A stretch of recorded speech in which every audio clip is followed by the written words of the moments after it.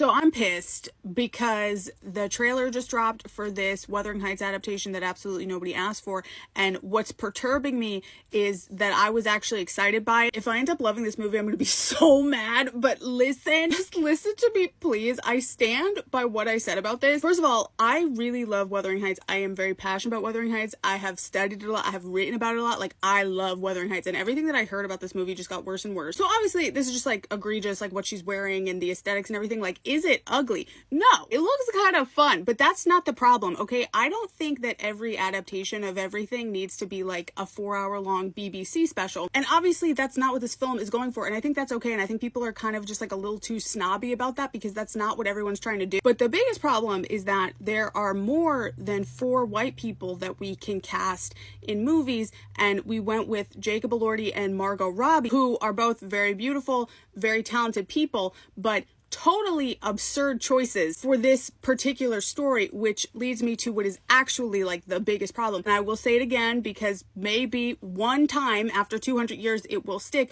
Heathcliff is not white, and with almost no exceptions, he is always cast as a trendy white man, and that is obnoxious. And then the other issue is that I saw that it was Emerald Fennell who was directing this, and I didn't like that because I don't think I'm a fan. If you didn't know, Emerald Fennell is responsible for Saltburn, and I'm just speaking my own personal opinion. I had to turn that off expeditiously, and I'm not talking about the bathtub scene or whatever. I didn't even get there. I had to turn it off expeditiously. I did not like the tone. I did not want anything to do with that film, so I was really not about this. And the third problem is that I don't think any adaptations of Wuthering Heights are actually good in the sense of being adaptations, to the point where part of me thinks that people should just kind of not be allowed to adapt it anymore because, well, most of them have their strengths. There's always just some glaring part that's like, why would you do this? But at the same time, that doesn't mean that I don't enjoy watching any of them, because I do, because I love Wuthering Heights. And like,